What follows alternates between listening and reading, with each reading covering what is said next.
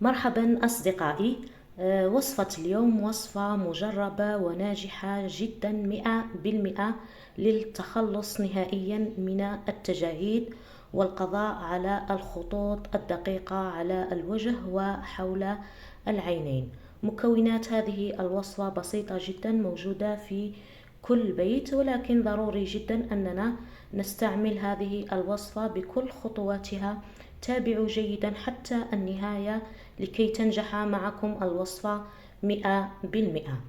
بالنسبة لهذه الوصفة تصلح لجميع أنواع البشرة. مكونات هذا القناع: أولا سنقوم بتحضير قناع ثم المرطب. ضروري جدا هذه النقطتين مع بعض، نستعمل القناع ثم المرطب للقضاء على التجاعيد بشكل سريع جدا. سنحتاج في هذه الوصفة إلى المكون الأول وهو الزبادي الطبيعي. نضيف مقدار ملعقة كبيرة من الزبادي الطبيعي. ممكن مضاعفة المقادير والاحتفاظ بهذه الوصفة لمدة تقريبا أسبوع. نضيف أولا ملعقة كبيرة من الزبادي الطبيعي، ثم سنحتاج إلى المكون الثاني وهو الزنجبيل. الزنجبيل يكون مطحون ناعم جدا إذا كان نوع الزنجبيل جاف. أما إذا كان الزنجبيل طري، ممكن أننا نبشر قطعة صغيرة من الزنجبيل ونضيف مقدار ملعقة صغيرة من بودرة الزنجبيل، ونخلط المكونين مع بعض.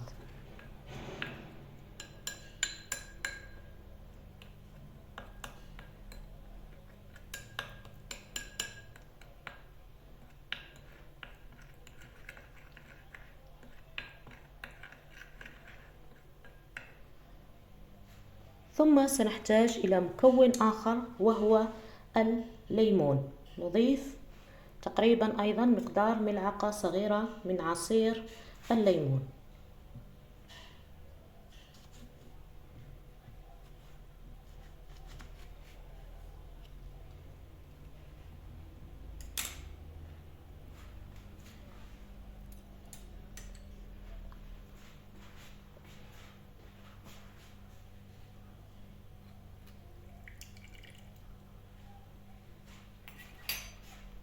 ونمزج المكونات مع بعض.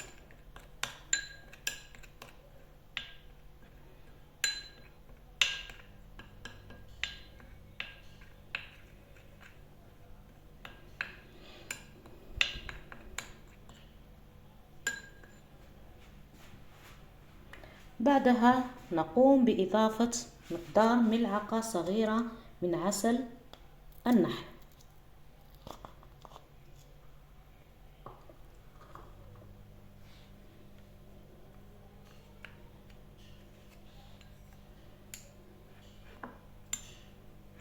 ونخلط جيدا.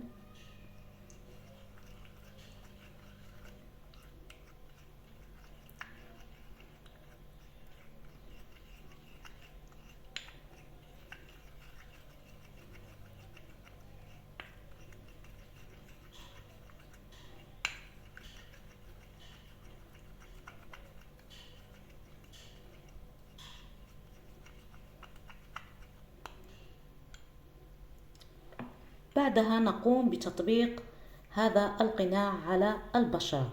أولا نقوم بتنظيف البشرة جيدا، ثم نوزع هذا القناع على البشرة بهذه الطريقة. يمكن أيضا استخدامه حول العينين.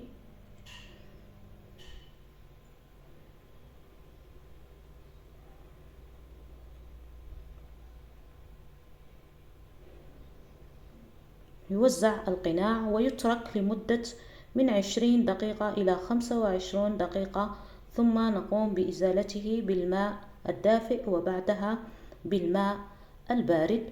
يستعمل هذا القناع 3 مرات في الأسبوع. ثم نأتي إلى طريقة عمل المرطب. بالنسبة للمرطب ضروري جدا للبشرة ويستعمل بشكل يومي.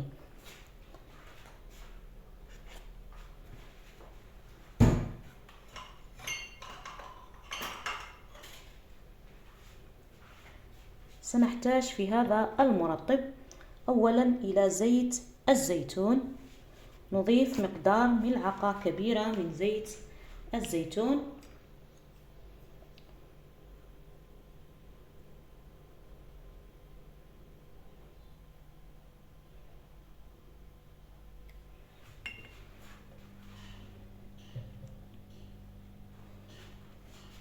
ثم نحتاج إلى زيت الجليسيرين، أيضا نضيف مقدار ملعقة كبيرة من زيت الجليسيرين.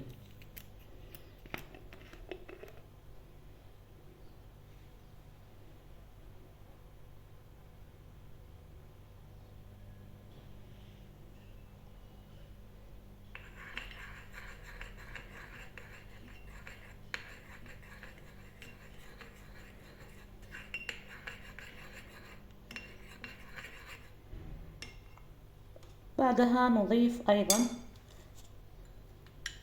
ملعقة صغيرة من عسل النحل.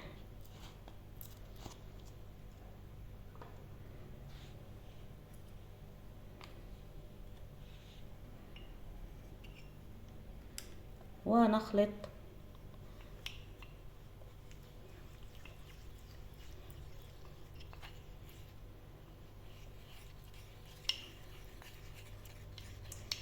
المكونات جيدا مع بعض. نتحصل على هذا المرطب يمكن الاحتفاظ به لمدة طويلة. رجاء لا تنسوا الإعجاب والاشتراك في القناة ومشاركته مع أصدقائكم لتعم الفائدة. بالنسبة لهذا المرطب يستعمل بشكل يومي في الليل، يوميا في الليل، يستعمل في المساء، وفي الصباح نقوم بغسله، أو يمكن استعماله لمدة 2 ساعات على البشرة في النهار، ولا يمكن التعرض لأشعة الشمس بعد استعمال هذا المرطب. يجب استعمال الوصفتين مع بعض للحصول على نتائج سريعة ومرضية. ستلاحظون النتيجة من الأسبوع الأول. وصفة رائعة جدا، جربوها واتركوا لي آراءكم في التعليقات. هذه هي وصفة اليوم. شكرا لكم على المتابعة، وإلى اللقاء في الفيديو القادم إن شاء الله.